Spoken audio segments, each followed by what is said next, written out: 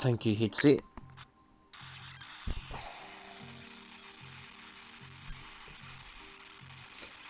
Just bear with me for a second here.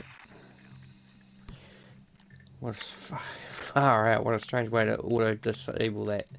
Anyway, I'm joined in commentary yet again by Matthew Elliott, championship points leader of the F3 category. We're here at Italy once again for the F1, and then later on we'll have the F2 hosted by Mackenzie Stewart and Guy Tasker most likely. Matt, welcome to commentary. First and foremost, we never got a chance to have a chat about your race yesterday. How did it go for you? Went a lot smoother than I thought it would. Uh, can't get a grip on the first chicane, but well, I had pretty good pace for not really getting any practice, and fifth place finish was really unexpected. Yeah, a lot of people had a few hiccups along the way, which probably helped you a lot in the regard to that. But at least I digress, and we'll move now to the F1, the pinnacle position of the championship, and we're still just waiting for two drivers to sort themselves out and get their asses online. Well, actually, three of them, to be honest. But any which way, I've asked my previous three commentators, or my previous two commentators, Mackenzie Stewart and Mark Bradbury, about what their views of Italy are. I'll ask you the same question. What's your views on how do you define the Italian Grand Prix circuit? Slipstream dominant mostly. If you get away from the pack, like if you get stuck behind more than a second and a half, you're pretty much screwed unless you get somebody to help you get back up there. Fair enough. So we'll just continue waiting for the two Merc boys to show up. It's obviously they like to play with my emotions a little bit. I know here's one of them.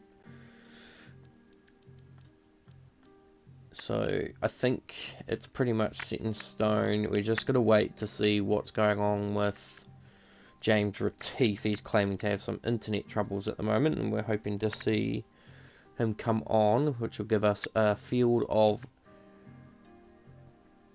12 drivers. Not the biggest turnout, but under certain circumstances, most of these people said they actually weren't going to even be here today, so it's quite a interesting change of events to see certain drivers like George Vandenberg pretty much said he wasn't going to be here this week, so to see George actually here is quite interesting. A few little shake-arounds again with the news that Matthias Vicelli is retiring from the season. No understandable reason as to why. His replacement will be one of Daniel's friends from Spain as well. I will hook that information up later, but he won't be racing for 2 weeks as opposed to an injury that he's sustained in his hand. So Daniel will be pretty much dealing with this race, the next two races for himself, although he's pretty much been doing it all season long. He's been carrying Ferrari through the constructors and whatnot, and of course he leads the Drivers' Championship, and of course John Lindberg again is unavailable to attend today, so another chance for Daniel to try and score some massive points and boost his championship points lead out heading into Singapore, which I could imagine isn't a lot of very many people's favourite tracks, other than Mackenzie Stewart, but we know that Mackenzie's always favoured street circuits more than anything, as has his teammate Alex Little, who still isn't actually in the lobby yet, so although it claims to be that he is, but I don't actually see him on the And listing. it's just below your name. Oh yeah, he's just popped in now, that's why. Um, so what's the time? Official time? The official time is 7:57, so we've got 3 minutes till we get underway, and still waiting to see what's going on with three drivers that have not actually said that they shouldn't be here.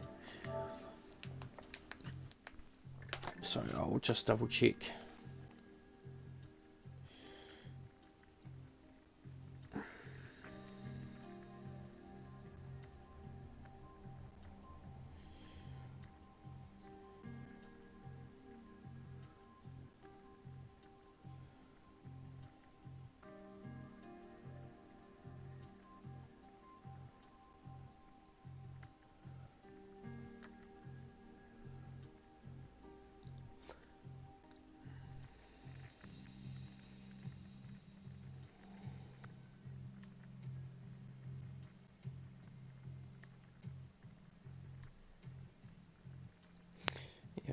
That's it.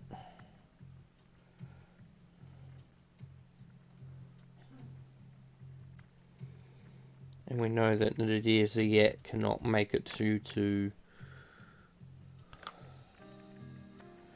missing his flight or flight delayed or something like that.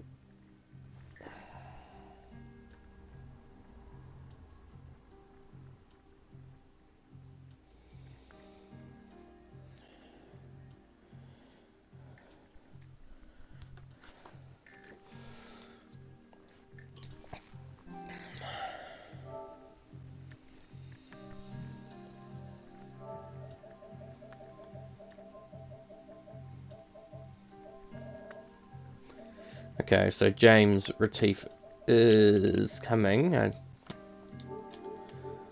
and there he is there. So that's pretty much all we're expecting to see today from the looks of it. So if you ready up, Matt, in the spectator, yep, and I will do the same. We are pretty much ready to go. So 12 drivers will tackle this Italian Grand Prix circuit in the F1 category, which is I think it's... No, there was definitely more in F4 and F3, but that's to be, so... It seems that F1 drivers are a lot more busier than rest, aren't they? Seems to be that way. It's quite funny when you look at it that way, but oh well, we'll...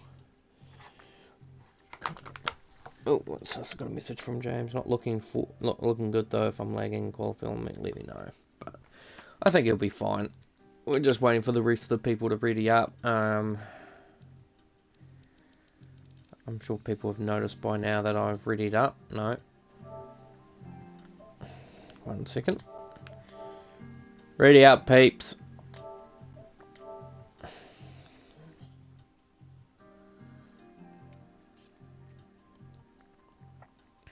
So, time is starting to count down. Getting ready to go. Could we get actually everyone to ready up before the timer runs out? Well, we've got 3 people that haven't readied up, and that's 2 of the Salvers and Daniel. So, I don't know. You commentated for F1 last weekend at Belgium. What did you make of Engine Segal before he crashed out of the Grand Prix? Showed really strong pace. Just made a mistake and got himself in some trouble and ended up in the wall. But I expect to see him at the top probably today. Well, he did kind of ruin it for himself for one of his own records.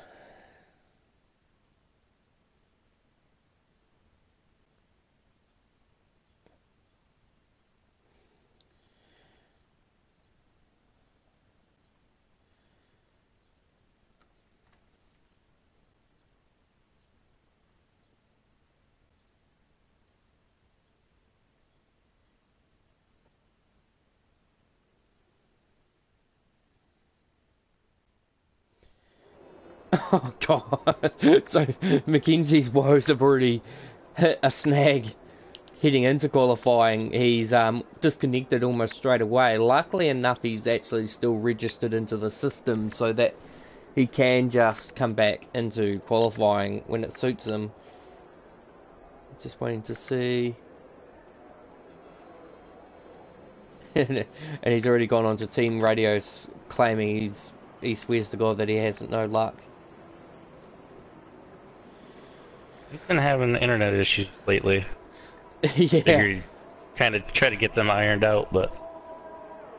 No, that's one of the things. He practices a lot, but he doesn't really actually focus on the things that matter, which are internet discrepancy. So he is susceptible to that kind of thing. Now, I think Alex Little was actually the first driver to go on track. No, he's actually not. He's one of the last few to go out. We've got George van der Brug out first.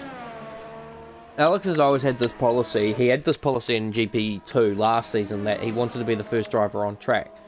But a certain Canadian GP3 driver that we won't mention always managed to get out first and cause problems. So Yeah, so Alex has always been trying to swarm, but now that, of course, since he's in the Mercedes, which is at the end of the pit lane, at the start of the pit lane, he can't really do that anymore, so he has to kind of deal with where he is on grid. So I think George Vandenbroek will be our first driver to set a representative lap time. We'll just see how he tracks through. So what we're going to do, actually, we'll do a virtual lap around. We always do a virtual lap, or we at least try to always do a virtual lap around a circuit on board someone during qualifying and the race, just to see how they played the thing. So here comes George around the Parabolica for the final top, well, for the first time, final corner, gets on the gas really easily as he manages now down this huge long straight, 350, maybe even 360 kilometers an hour, depending on what your wing preferences are. Heading into the first two turns, gets the locks, just pinches the right front, gets through there quite smoothly though, gets on the gas quickly, heads through the turn 3, I can never remember the name of this corner actually, so and they're heading into the chicane, heads through, he's given he's given it up a little bit, but will he press on, or will he just back off and have another crack? Well, he's definitely just going for it, so we'll just ignore that for the time being and just have a look around, because we did see a yellow flag in a sector. Although this is the one I'm actually quite curious to watch, and what we might do is actually go on a virtual onboard lap here with Engine Segal, the Legend Gamer 3, who I was disappointed not to be able to actually watch live. I was watching through the live stream last weekend, but never got to see him fully in action. So here we go, let's see how he takes this lap. So heading into the first two turns, locks both up, heading into the corner, but manages to reasonably put himself into a good spot there. Maybe definitely wasn't as good a nice as run out of there as Jaws' run was, but it's still looking reasonably good heading into sector 1, so 26.1, heading into the chicanes, a lot more nimble than Jaws, and Alex Little set to 20.8 to go to the top of the timesheet with Axel Ericsson behind in a 31.5, but yeah, that run through the chicane was definitely a lot better for Engine than it was for Jaws, and you could see the differences. Whereas Jaws went in quite aggressively, Engine took a more subtle approach, heading through a Ascari. I don't know if that was an invalidation there. Definitely one of them. It's definitely one of the least aggressive approaches to Ascari I've seen, and he has backed off, so he must have invalidated through that first part of Ascari. So, or maybe even the chicane, I don't know, but either way, he's going to abort the lap straight away and go into pit lane, so we're still looking actually quite a reasonable time irrespective. There's, Melvin's gone to the top with a 20.4. Guy Task, someone's, I think, yeah, I could have sworn that was Alex flying off into the fence in the background shot. So Alex is qualifying over, and if anyone improves, which most of these drivers are capable of getting into the 19s, even the 18s, I think Alex's lap could be in a spot of trouble here. So here's Daniel Vale, our championship points leader, heading through the second Lesmo. Oh, I said it right for the first time. I usually slip it out calling it the two Lesbos, but either way, heading into Ascari, let's see how Daniel approaches Ascari. Very wide exit into the second part, which actually sets him up really nicely for the next bit. Running a new helmet as well with Daniel Vale. More of a, wondering if it's got anything to do with the Russian flag that he's also running this weekend. There must be some kind of symbolic meaning behind this. So here comes Daniel Vale across the line and sets a 20.1 to go to the top.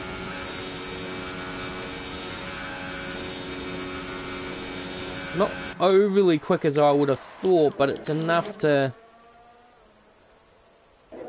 So we'll have a quick look at Mackenzie Stewart, also running a new helmet this weekend. Hopefully running the number 22. I'd hate to think he's not.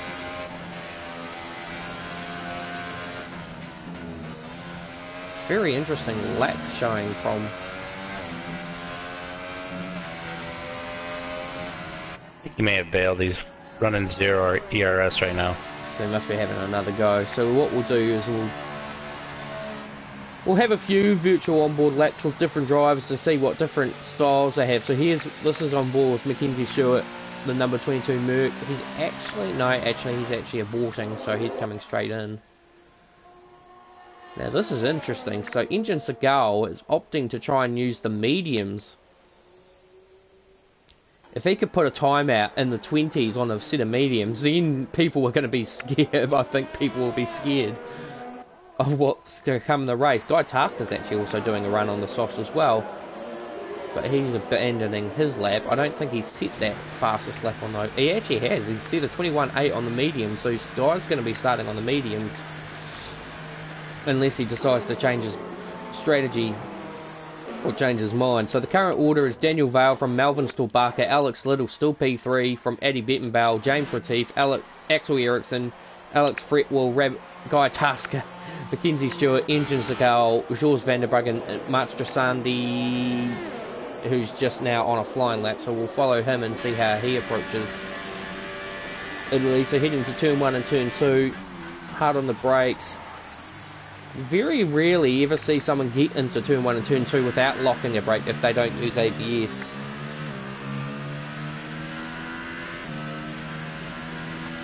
And Axel Ericsson's got a setup malfunction. He's loaded up the wrong setup, which means he's gone out on track, and Park Ferme's of course taken into effect, so he's going to have to run whatever setup he's loaded up for the remainder of the weekend. So that's probably, depending on what kind of setup it is, it could be problems for Axel Ericsson. So March has actually backed off. I wish someone would bloody go on with a lap so we could do something here. We'll just... So interestingly, just watching the Engine Seagull doing his run, he's definitely taking another outlap approach. So sector 1, I'd say that someone's slowing down for another driver, but it's I don't blame him taking another outlap, because these mediums are really hard to get up to temp. I'm sure the rears will be... I'm sure the rears would disagree with you on that much, but I agree. The tyres do take a little while to get into temp, so running an extra outlap rather than trying to blast off to a number is the best call. So we'll keep on board with Engine and see how he approaches it with the medium tyres. I'm not sure whether he thought about... Maybe he actually aborted the lap because he didn't want to run on the super softs. Ooh, very taily coming out of turn 1 and turn 2. Very different approach. I would have thought it gripped up just a bit more than the super softs would have. But coming through into the chicane, tries to stay off the apex as much as possible, which is probably the best way to do things, but it's not the easiest things to do in the heat of the moment. You tend to try and find the best line and attack the curbs with as much viscosity or vigorousness as he can and try and go from there. But everyone seems to be taking a more ginger approach as he gets into sector 2, 3 seconds up from either his previous personal best. I would hate to think he's 3 seconds up on Daniel's time, because if he was opposed to 1:17 on medium tyres, I think everyone would be... There'd be no chance. There'd be no chance in hell for anyone to claw back unless he made a vigorous mistake. But around the last turn he goes, gets a bit wide on the approach. This could get into the 20s. It's a 21.8, which only puts him P8, but it is the fastest as Mackenzie goes to the top with a 1:19.8. But of course that's only... I would say that Daniel's time has not been really representative as Finn Kelly finally decides to make his appearance.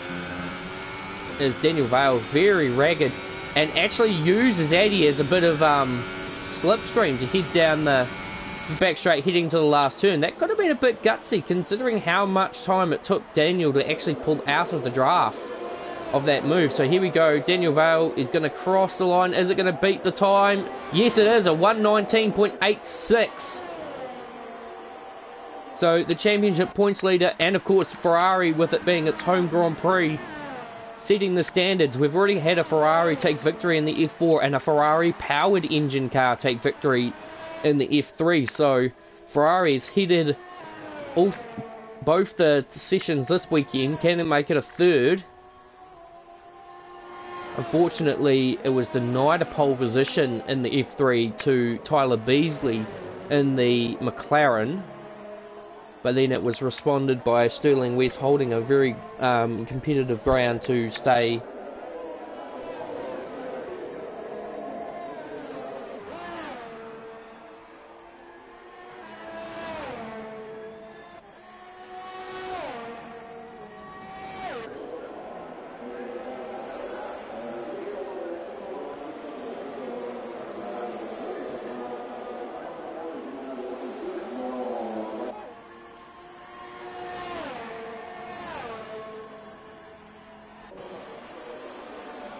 Anyway, so no changes in the immediate well, beyond top 3. Guy Tasker has moved up to P5 on a 20.6, but that is on the account that he's moved onto tyres.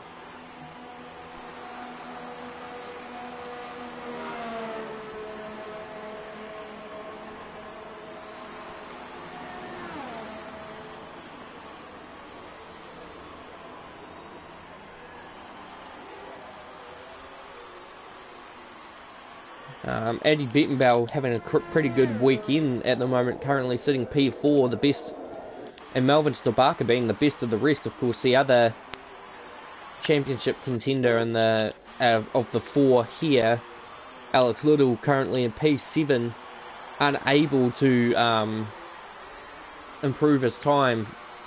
So unless, well, here comes Alex Fretwell, and he's done his best on the super soft tyres as well. So Alex Fretwell struggling a little bit to try and find some time to get up the order a little bit. Still stuck in the 21s, as well as Axel Ericsson and Engine Segal. Of course, Engine's only on a 21.8 on the medium. So to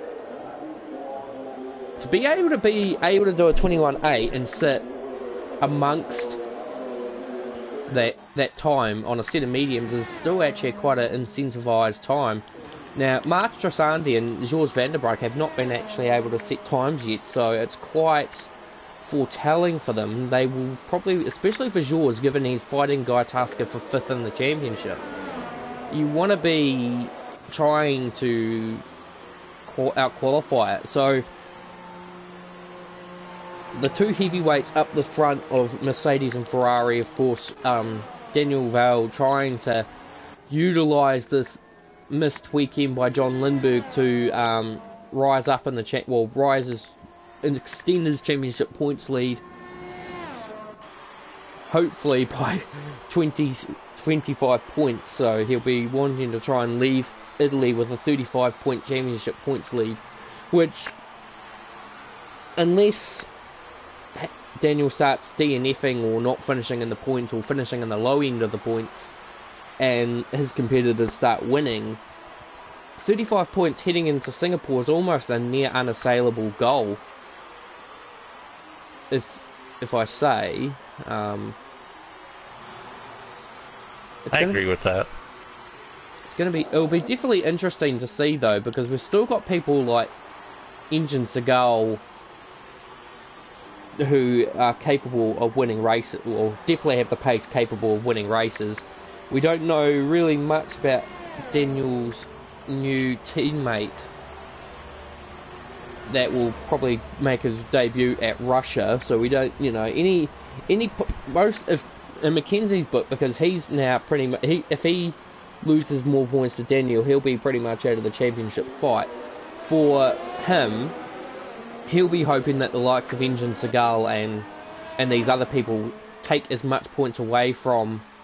Now, this could be problematic for Axel Ericsson here, because he's just been coming down the main straight to start a flying lap, and he's just got all this traffic starting to plough his way through. I think one of them was Melvin Stolbaka, who could be looking for his career best qualifying in F1 with a 3rd place.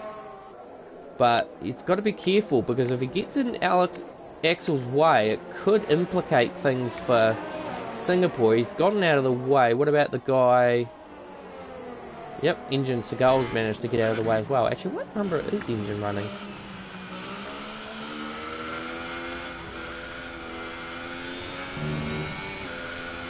Hard to say. I think he's running the same as Mackenzie. Oh, well, that's alright then.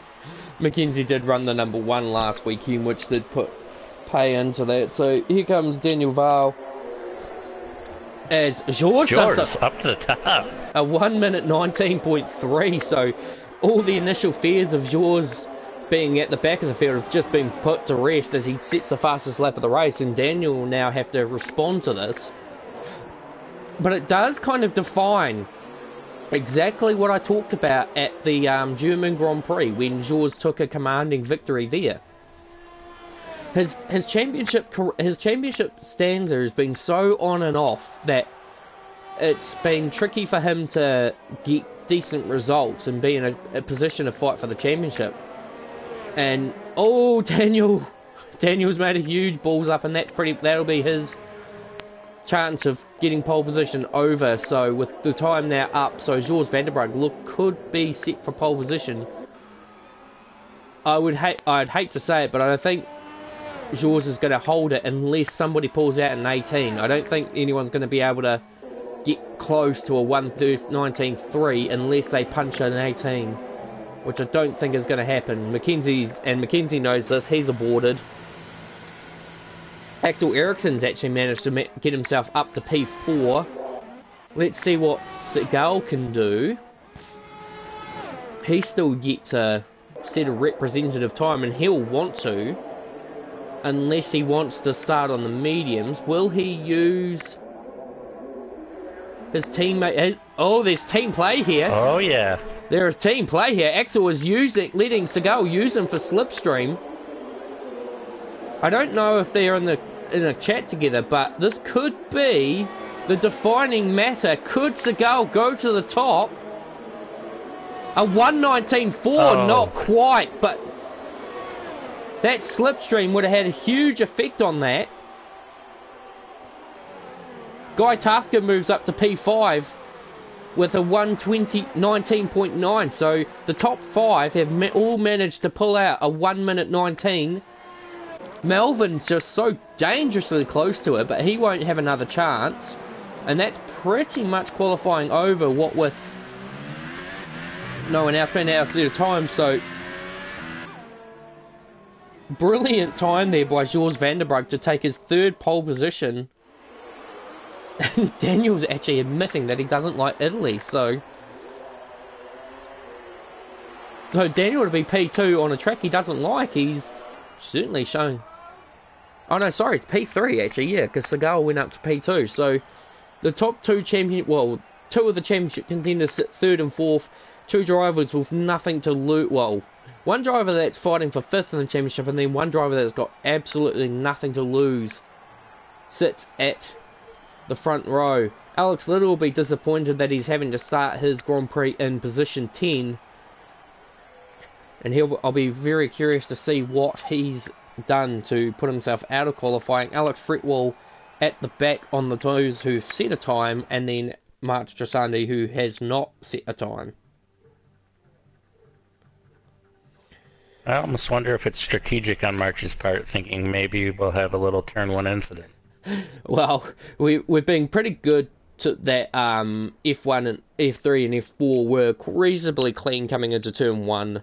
No major incidences. Yes, there were a bit of biff and barge and whatnot, but no cars spinning, no cars out of the race, that kind of nonsense. So 13 drivers now take to the grid for the race, with Finn Kelly, who will actually start at the back due to not taking part in qualifying. But I think with F1, these guys play a very different ball game. They're at the top of the game, the top of the league, top of the game, and you want to be able to score as many points as you can on the other, and generally with F1, the bonus about it is that you only usually have enough drivers to pretty much score the points, no matter how you go about it, and that's partly what me winning the championship last season did, was an account for. So, so without further ado, Matt, I'll get you to run through the TKA Media starting grid while I just have a read through some of these reports. Alright, with the pole position, P1, George Vanderbrug. P2, we have Engine Segal. Third, Daniel Val, championship points leader. P4, we have Mackenzie Stewart. P5, Guy Tasker. P6, Melvin Strabaka. P7, Axel Eriksson. P8, Eddie Bettenbaugh. P9, James Retief. P10, Alex Little. P11, Alex Fretwell. P12, March Trisandi. And P13, without a qualifying time, because he joined late, is Finn Kelly.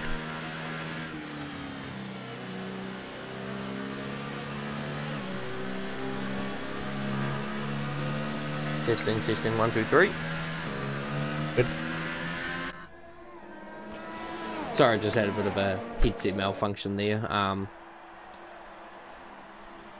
Don't know how much of that I missed, but either way, so how do you think 2-1's going to go?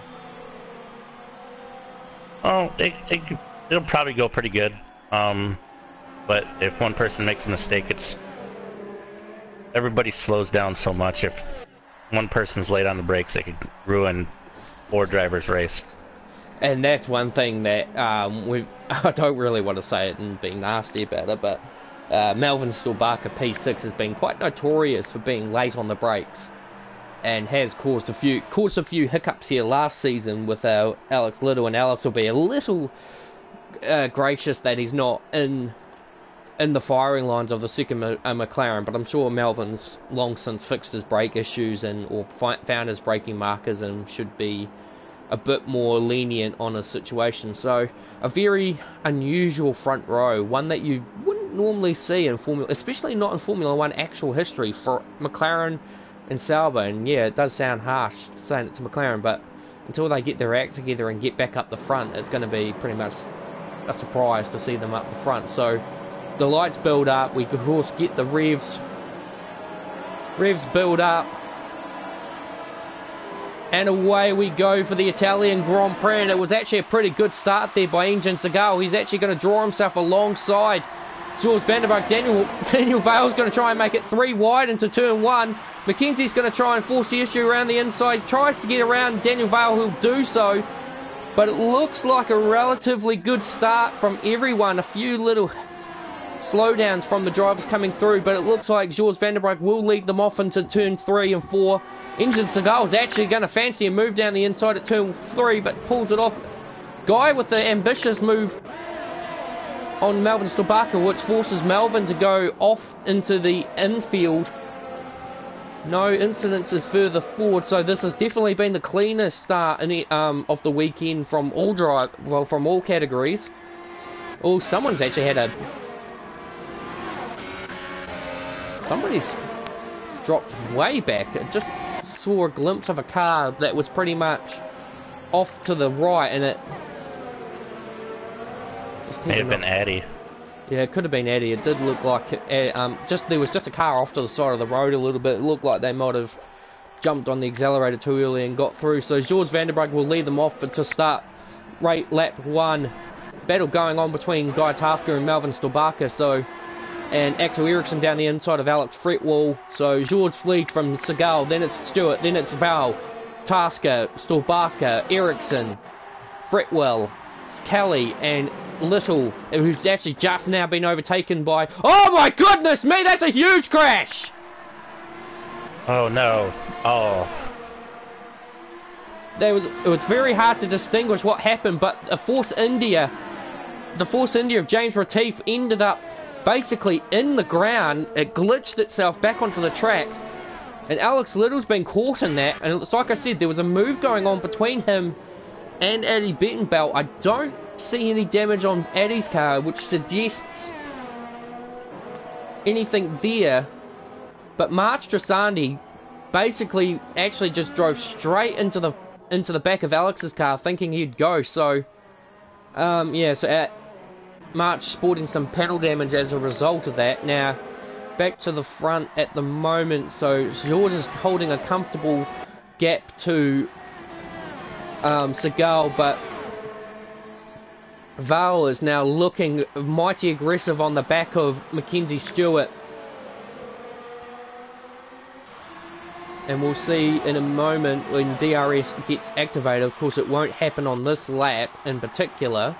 But here he goes. So Daniel Vale will see the straight line speed of the Ferrari versus the Merc. And Daniel now pulls out of the slipstream. Mackenzie tries to edge Daniel into the dirt. But then Daniel, with the last of the 8-minute breakers, actually manages to pull off a lunge move there that actually seizes the initiative for Mackenzie to try and do the over and under, which may pull off. But I would say Mackenzie should be... No. Daniel actually pulls in, and March has actually managed to pull himself into... Oh, March, you didn't do it in the pit lane. I hope you did not do it in the pit lane. Oh, dear me. So 3 drivers out after 3 laps, which is very disappointing to say the least, but it'll be very interesting to see what has come out of that incident, as Alex Fretwell has now just made a move on Guy Tasker for position 5. So Fretwell's made a beautiful start to be up and took P4 from what was near pretty much the back of the grid. So, Matt, what do you make of the start? Pretty clean for the most part. I thought there'd be a little more moving between the top 4, but they've held steady so far.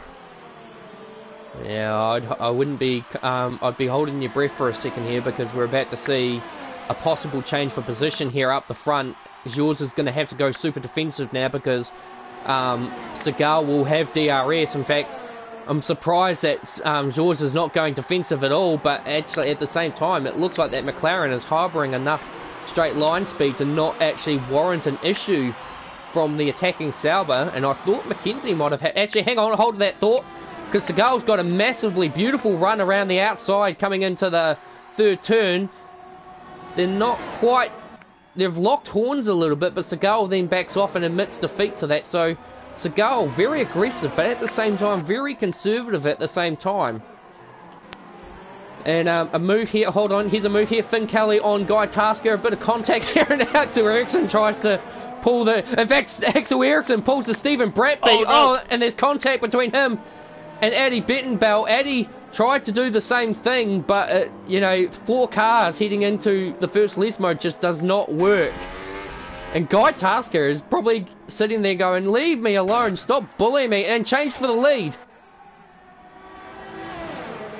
Looks like Segal managed to get to Vanderbroek before the second, well, through Ascari, maybe even just after Ascari, but either way, change for the lead, and Segal now takes the lead of the Italian Grand Prix.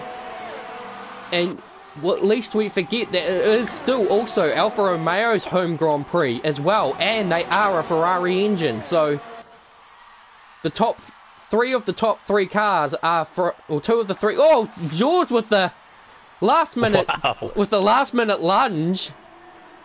Must have thought that he didn't have the brake potential to. He must have thought that Segal was a bit early on the brake, so he thought, oh, well, why not? I'll just have a quick look and see if I can do anything. But he's got the run coming through turn 3. He's actually going to get this move done into the chicane. So change for the lead once again. And this has actually brought the top 4, well, the other 2 back into contention to try and take this race lead off the position. So both now, so we see Ericsson and Bettenbell both in. And another change for position here between Tasker and Kelly. Kelly's actually had to take in the off-road. So it's definitely going on all around as Segal's not completely convinced that Vanderbroek's quick enough to have this lead of the race. My guess is that Segal must have had a pretty bad run coming out of turn 2, and that's what... And maybe that was on the account of George's last-minute lunge. And so Segal got a bit off-put by that, and that gave Vanderbroek the incentive to get the traction and try and go around the outside at 3. So here we go again. DRS will be activated for all 4 drivers actually. Segal breaks out of the slipstream. Jaws doesn't fight, which I find very interesting to say the least. Oh, Daniel. Oh, I thought he was going for a lunge there, but he must have thought better of it. Segal nearly drops the rear coming out of turn 2, which could have pretty much put him out of that battle completely. Now, what is Daniel going to do? He's going to try and go around the outside of Van der Bregg heading into... Oh, he's got it done! Got it done. What nice. a move! Overtake of the day, well actually overtake of the weekend so far, and that's a beautiful move there by Daniel Vale to get through on Van der Bregg there, and Stewart will now be trying to, because it's Mackenzie's incentivation has always been that since John's not here, or actually hold on, we'll hold that thought for a second. Oh, bit of contact there heading down towards Ascari. Oh, they're going to try and do it side by side. Jaws is going to be the biggest. Oh, it was probably a little too biff and bargy for their own good there, and Mackenzie's kind of having to... Oh, Jaws is going to try and hold the inside line, but it doesn't work, but all this battling is now pulled in... Oh no! George got a little sideways in Parabolica, now he's heading to the pits. Yeah, so... Sorry, I actually didn't look at the tyre situation, so I'll put that up now, so... So the soft tyre, the super soft tyre will be falling off a little bit for these guys, but now it's kind of given them a bit of a break in the win. So you've got Segal now with a 1.5 second lead over Daniel Vale, who's got a 1.8 second lead over Mackenzie Stewart, and then Alex Fretwell isn't actually too far. In fact, if anything, he's probably been steadily gaining on these two, and he's on the soft tyre, so he's actually got a very good prospect here of being able to potentially... Oh, hang on, I've got an incident. Sector 3. Must have been Eddie Bettenbauer. He must have had a mistake. Or maybe not. Or maybe it's just a glitch. Hard to say, but...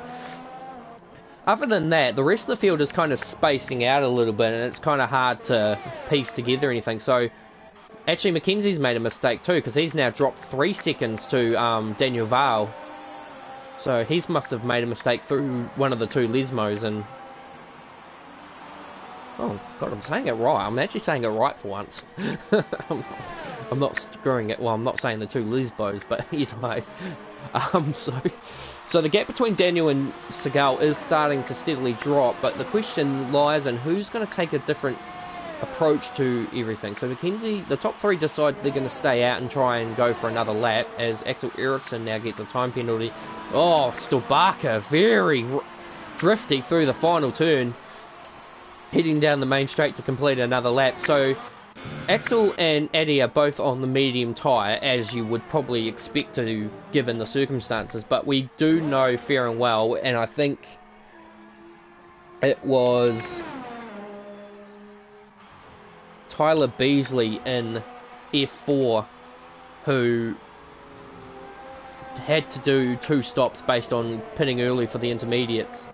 But the gap between Segal and Vale is dropping again to it's now 1.2 seconds from what was 1.5 after the whole Van der Bregg thing happened. And I was going to say that's the first time I've seen March's internet give out on him, but that's actually, he's been out of the race for a while, I just realised. And so that's pretty much March's weekend over and no points for him. But he'll at least take the notion of knowing that Renault could score potential big points this weekend should they finish in their respective position. I'm just going to have a quick look at the...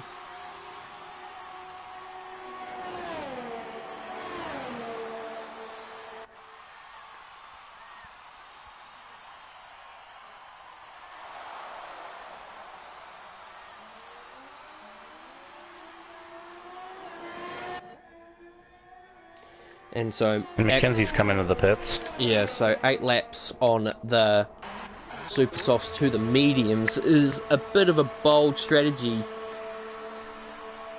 It's possible, but those tyres are not going to be very happy at the end of the race, as could get jumped by Jaws here. Jaws is going to use the momentum to try and go around the outside, but Mackenzie will hold the inside. In fact, Mackenzie goes Oh. absolutely nowhere, and that's a 5-second stop-go penalty for corner cutting. So, unfortunately, I don't think he's going to be able to try and get that one rescinded because it wasn't an accident. That wasn't an unfair penalty. He did literally cut the corner by trying to be deep on the brakes, so I don't think he's going to be able to argue that one too much. But the initialness behind it is that if he kind of kept himself off the brake too much and managed to just take that corner normally, he probably would have still held the position. So probably a bit of over-eagerness has cost him that position, but at least he knows that he'll have the better tyres than Georges, and I think Georges has pretty much committed himself to a two-stop strategy,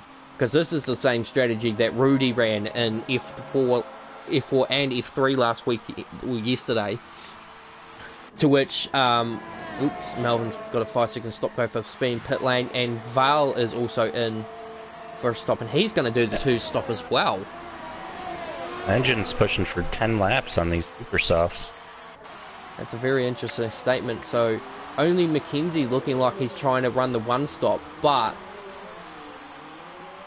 in saying that, with the pace of Val and Segal, I wouldn't put it past them to run a two stop because they would have the pace to make it work. So we'll see how that plays out in due course. We'll see what... So what's the gap between... 8 seconds between Segal and Fretwell, and then it's a further 7 seconds back to Tasker in position 3, who's also trying to run the super softs to a bigger number. So what is Segal going to do? Is he going to go around again? No, he's coming in this time, so you don't want to be... Yeah, you don't want to be hitting that pit lane at that gastronomical speed. So he's managed to pull out 10 laps on the supers. He could try and do the softs to the end, but I wouldn't really bank on it. What's he going to do? He's jumping on the medium, so he's definitely sticking to the one stop. And Tasker is staying out for another lap, so Tasker's trying to push as much as he can, although in saying that, he is running the pad, so he does have... It's a 3-second time penalty. I've just run the mocker on him. If you're watching the stream, guy, do a little tail wiggle here. No, he's not watching. Okay, so that's all right then. Also, Finn Kelly's going another lap too. Yeah, it's very interesting to see what would prompt. I mean, I suppose in a way they are kind of battling the Renault of Fretwell, so it's possible that Guy is probably trying to match Fretwell and that, and Mackenzie now gets a 3-second time penalty. He's actually dropped off the back of Vanderbrug as well, so Mackenzie and... Oh, we've got to change for a position here, as Val actually manages to get past Segal. Although that's of course the difference in tyre construct, because Val was on the softs and Segal's on the... Oh, this could get a bit ugly here for a second here, because Kelly's fighting for position here. This could open the door. In fact, it does open the door for Segal. I'm just holding my breath here because these kind of incidences usually get really ugly, and and Val didn't actually get DRS in that. Oh no! Oh, and Ends around. What did that look like? I didn't quite catch it. It looked like Engine got in, bent a little bit, and then he just lost the back end. It's opening the door for Val again to try and have another go. In fact, again, Val with the same move around the outside of the hairpin, the outside of the chicane. Daniel Val is definitely trying to get that overtake of the week thing that John Lindbergh has been trying to set up. But this probably is, if anything, these battles between these two drivers here is probably helping Fretwell in the smallest of fashions. I think the transit time with a pit stop around Italy is 18 seconds, and these guys 17.1, or only just on 17 seconds. So Fretwell could end up coming up 1 second behind these guys, which would probably split. Well, it could possibly split. Actually, sorry, Tasker's come in during all that, and he's now on the softs, so he's going to try and go to the end on the softs. Kelly's in, Fretwell's in, so this is critical. So where is Fretwell going to slot in?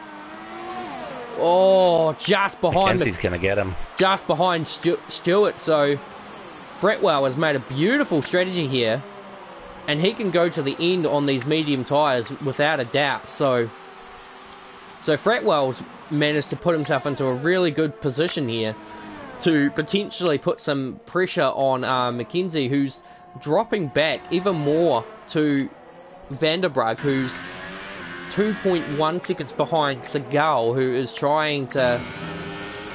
probably trying to recollect himself after that incident with Kelly to try and make a move on Val for the lead, and Val will be just trying to pull away. Because I just don't think Val's going to be able to make it on the end on... Oh, it's 3 seconds penalty for Vanderbrug, but at least he's got the notion of knowing that Mackenzie has an 8-second penalty on the account of the 5-second stop-go and the 3-second time penalty that he's got for corner cutting. I don't think the top two have any penalties yet, but the battle is definitely brewing up, and there's also another battle between... Well, actually, I think that's there's a few battles going on, but the top one is definitely the one to keep an eye on. I know they've just gone through the first two, so that's okay. So here comes Storbacher on the back of Tasker. Tasker's weaving. Shouldn't be weaving on the circuit, even if he is trying to break the slipstream. That's a no-no. And we've got one here now with Axel Eriksson on Finn Kelly. Axel breaks out of the slipstream rather violently. Kelly funnels back in to try and use the slipstream through, but it looks like Axel's been able to hold his ground and hold position. So that's P8 for Axel, and this will be a good haul of points for Sauber, given how many races Axel's had to go through. And of course, Segal makes Axel's 5th different co-driver in the season, so Axel hasn't had a way of teammates. Then again, neither is Daniel Val either, with Nadir Ziat, then Matthias Vicelli, who we regret to announce has retired from F1 for this season. He will be back next season, don't get us wrong. Just something has obviously come up for the Argentinian to pull out of this season onwards. So whatever it is, Matthias, if you're watching, you've got our deepest sympathies and wish you the best. Congratulations, whatever it is. And we'll see you next season. But anyway, we've still got a battle here because Finn and Axel aren't quite resolved yet. Kelly down the inside at Parabolica, which will put him up to position. Axel will probably... it actually depends on who got the DRS activation line, who was ahead at the time, and it was actually Finn, so Axel will have, unless Axel's got mean straight line speed, which he actually kind of does. He's trying to now go around the outside at one because Kelly goes defensive. Oh, and Axel's trying to force the... Oh, he's forced the issue. Maybe little questionable. Maybe a little bit questionable on Axel's end, but he forced the issue and got it done. So, just have a look through the field at the moment, see where everyone's at. So, Mackenzie's still dropping further and further back from the driver. So, my guess is that he's not really enjoying these medium tyres. But probably has the knowledge of knowing that he may jump up to P2 just on the fact that Vanderbrug and Val are both running on the softs, and it will probably be expected to come back in if they want to stay in with a chance of finishing the race, because there's one thing I know for certain is that I don't want to run worn tyres on going through Ascari as Alex Little decides to leave the session after. Oh, and I think we've got a redress I think we've had a redress there, so I think Axel's felt like he might have been a bit cheeky there, and he's redressed the overtake.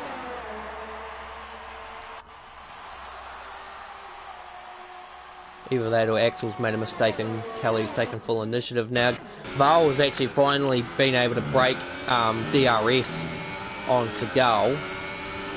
So, Val will be a little, I don't know what, I'd be very curious to see how Val thinks about this at the moment, because you've got one of the fastest drivers in time trial, well, on my friend's time trial, Segal has been one of the faster drivers of the whole bunch. I'd be curious to see what Val thinks about Segal in the racing split, because these two are just going hammer and tong with one another, and kind of, I suppose in a small way they're bringing Vanderbrugge along for the ride, and Mackenzie's just falling further and further back.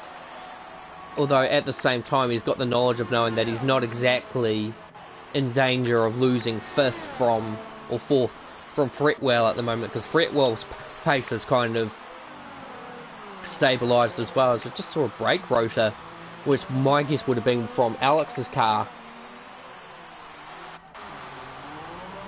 Be very curious to know what happened in that accident. But here we go again. So Axel Ericsson will have DRS on Finn Kelly down the straight, but it doesn't look like he's got enough push to make him move heading into turn 1 and turn 2. And of course that'll be as it is. Guy Tasker still holding down P6 very comfortably, 5 seconds to the guy in front, 5 seconds to the guy behind, so he's not in any particular danger of being overtaken unless penalties start taking into effect, which I think he does. Oh yes, he does have one, because if I put the mocker on him on that thing and he corner cut turn 3 as a result. So Val's now starting to stretch his legs to the account of 1.6 seconds as he does the fastest lap of the race to kind of further cement that point. So in order for Val to be able to be in a position to stay on the podium, well, he will probably stay on the podium if anything, but he has to have an 18-second gap over Fretwell before he makes his next, well, before, when or if he makes his next stop. If he makes another stop, he might try to push it. Well, let's see. So if he does another 8 laps, that'll be 16 laps. So he's trying to do 17 laps on a set of softs. He pushed, well, Segal pushed Fretwell pushed oh, for God's sake. Kelly pushed a set of supers to lap 12, although on the account of the spin, he probably could have gone longer if he wanted to. So 12 laps on a set of softs, super softs, as he gets a 3-second time penalty. While I say that, I suppose the average pit window for the supers are about lap 9, so he's pushed them out 4 laps, or 3 laps more than anticipated. So it could be likely he'd be able to take them to the end, but I definitely know Jaws will be expected in for another stop, because he definitely won't make it to the end. Oh no. And if he tries, he'll probably wind up with a puncture, so this is an interesting weekend so far as it stands for Ferrari. Race a 1-2, unofficial 1-2 in F4. Ferrari powered Haas car taking victory in F3. And then currently Ferrari leading the way in the Italian Grand Prix with a Ferrari backed and powered Sauber in second place. So just thinking about what F2 has to offer, I personally think that F2 could be the breaker for the Ferrari unit.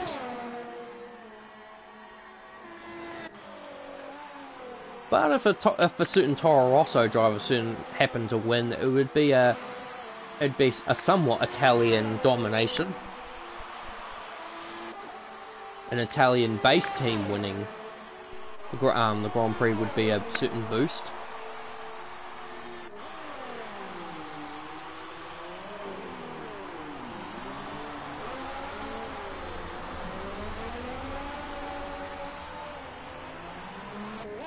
So what we're going to do here is have a virtual lap onboard Daniel Valle to see how these tyres are tracking along. So heading to turn 3 and 4, he's definitely taking a lot more ginger lining, but it's definitely showing the pace of his car at the moment. He's just showing complete control of this vehicle, heading into the second Lesmo and then down the straight towards Ascari. He's short shifting a lot too, I'm noticing. Apart from 8th gear, he's definitely revving that out. Heading into Ascari. How does he approach Ascari? 4th gear, and then short shifts into 5th through the middle. And that's definitely showing why he's got a near 3-second gap over Segal now. So either Segal is kind of backing off, thinking if I push too much and he pits, I could be in trouble, to the guy behind, but the guy behind is not much better. Oh, Mackenzie nearly loses it through the parabolica. Full rear slide through that corner.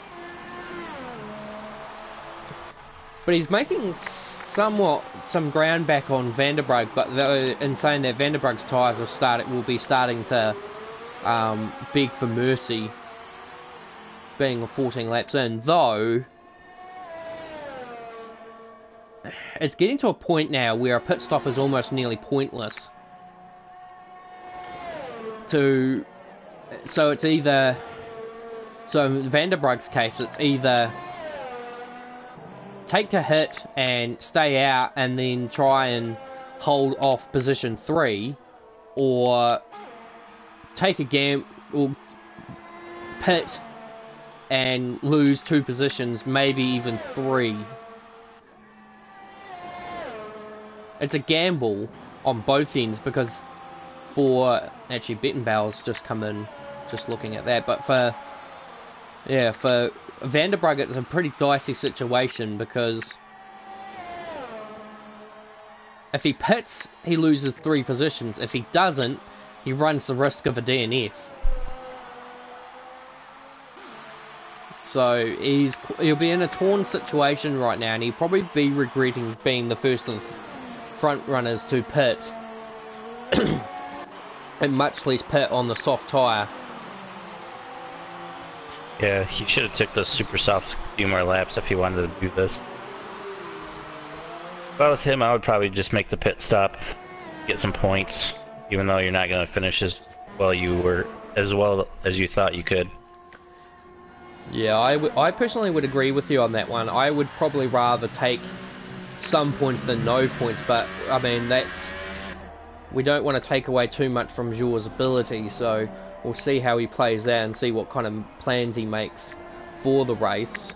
The gap between Segal and Val is now extended again to 3.2 seconds now, and the gap between Fratwell and Tasker is also dropping quite significantly too. Tasker is now within just under 2 seconds of Fratwell, so we could see a potential change for position. And as I say, Vanderbrug and Tasker are fighting for 5th place in the championship at the moment, so any points that Tasker can try and minimise, and I think Vanderbrug will probably have a bit of that thought in his mind, by thinking that if he pits and gets behind Guy, that's points that he's going to lose to Tasker in the championship ladder. I mean, Zhou does hold quite a comfortable margin over Guy in the championship, but any points lost is still could be critical at the end of the championship. It's like they say, people DNF or rage quit from being in 10th and thinking they're not going to go any higher, but that 1 point could mean the difference between World Championship honour or 2nd place. So people have to kind of understand that if you're not having a bad race, your goal is to score as many points as you can. or if you're outside the points early in the piece, instead of just thinking, nah, that's it, I'm game over, I'm not going to score points, you stay in the game, because you might I recall a race in F1 back in would have been it was Spain. It was Spain. I was taken out pretty early in the piece, about 3 laps in by Axel Ericsson, and I dropped to 13th. I ended up finishing 5th, as a opposed of people making mistakes, people crashing out, and all that kind of stuff. So the goal is to just carry on, even if the race is not going as you want to do it, because you might find that certain like for Monaco, for example, I started at Monaco with the intentions of thinking I was not going to finish the race, as Eddie Bettenbauer does the fastest lap of the race, and having grace that I ended up on the podium. Never thought in my life I could say I had a podium in a championship race at Monaco. So yeah, I understand how that all goes too, because most of my points has just been I just fight through.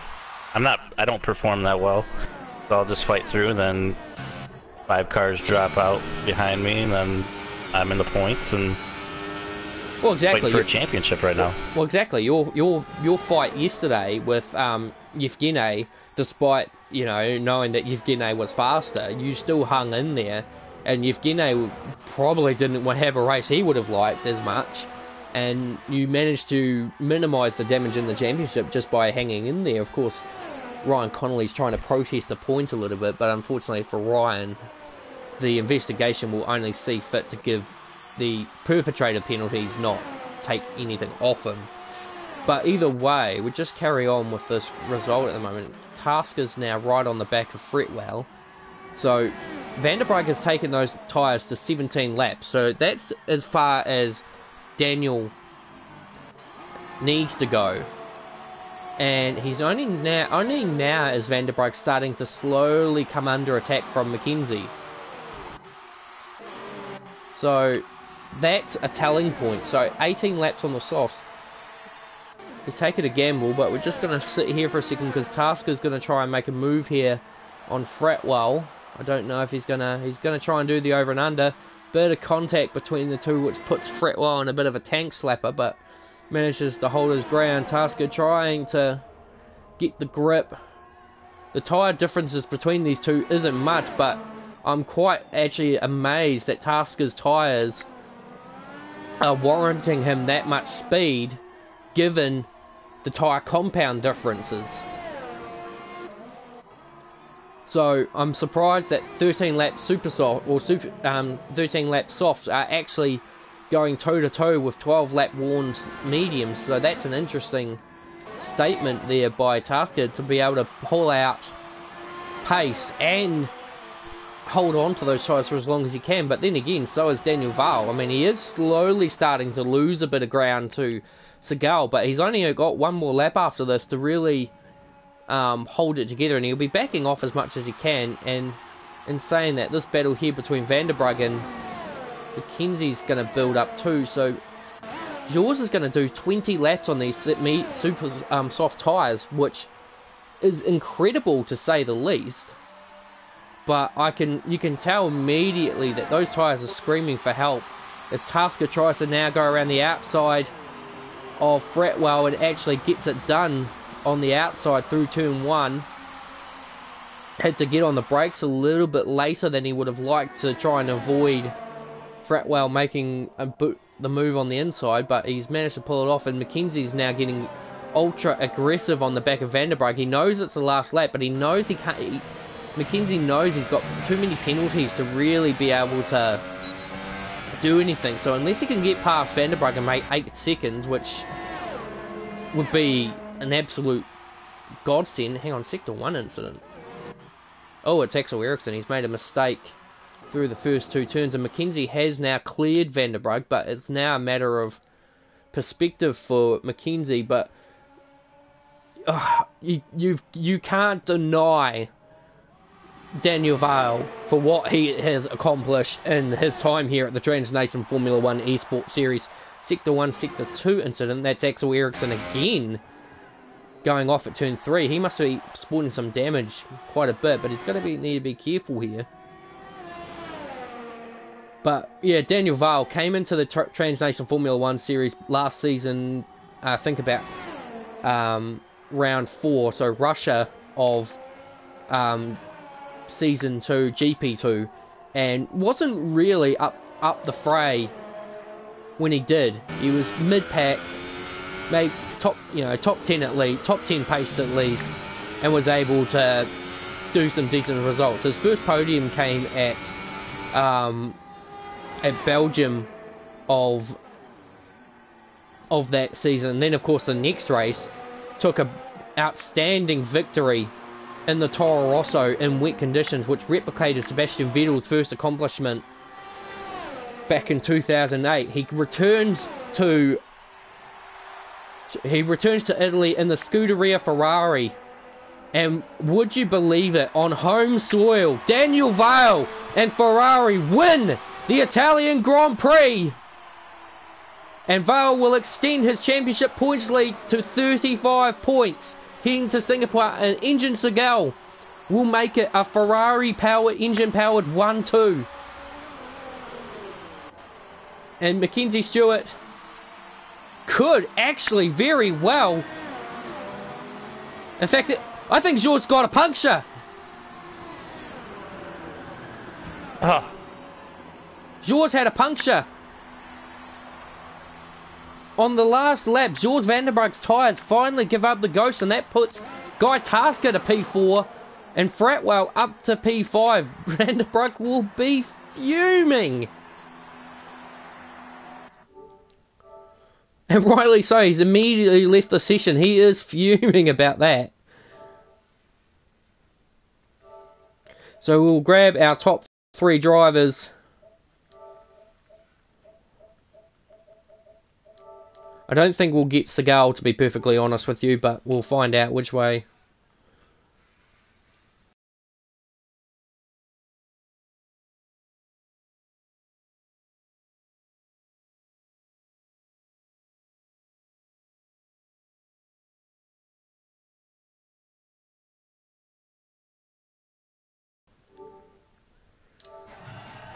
But yeah, can you believe it?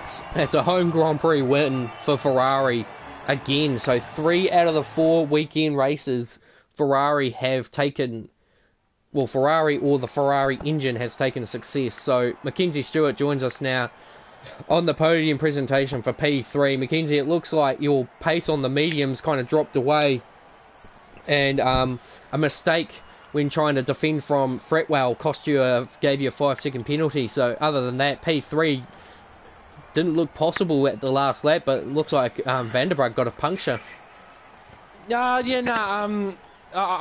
made the big mistake of not running enough fuel at the start, so I had about half the fuel I wanted going into the race, and then yeah, I was pretty much, I just couldn't afford to push on the fuel, because I knew I wouldn't have enough to get to the end if I pushed the entire race. So yeah, there was that mistake, and then the whole incident with Daniel and Shaw's at the last corner gave me wing damage, so I wanted to get off the supers early and see if I can make some gains, but I just couldn't afford to push on the mediums. And then yeah, when I seen Shaw's 2 seconds ahead of me with like 2.5 laps to go, I was like, let's go hard or go home. And then yeah, so yeah, congratulations to Daniel and Engine. Those guys had some really good pace. The start of the race was quite fun when all 4 of us were within a second of each other. It was just fun just to sit there and watch everyone dive bomb each other. So yeah, we'll move on to Singapore, and we'll have a week off, regroup, reconsolidate, regroup our objectives for the rest of the season.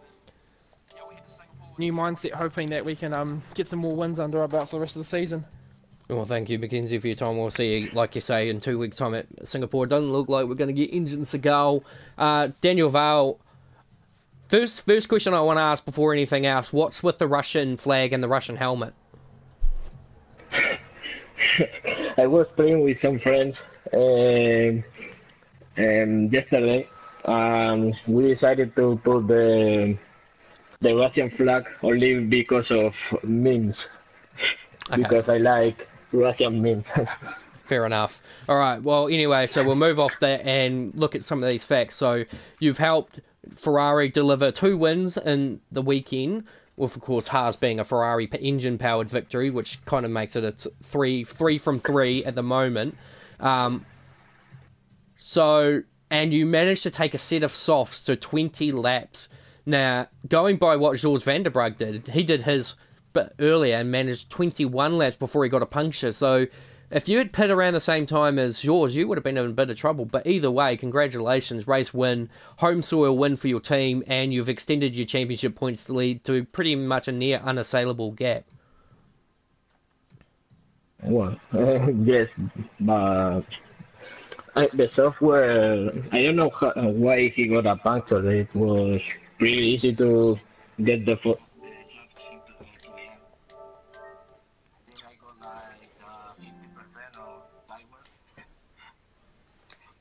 It was a very interesting situation, but either way, you managed to pull it off, and you'll head into Singapore with a potential 35-point championship points lead over. It'll be interesting to see who's second at the time, but we'll figure that out in course when the championship picture gets lined up. So, Matt, you got anything you want to add before we close off? I'm just ready to get to Singapore and see what else can happen. Well, with Singapore, anything's a possibility. We didn't think rain would be a thing. Rain was a thing. We've seen demons, crocodiles, and all sorts on that circuit, but one thing I know I won't see is Mackenzie in shorts.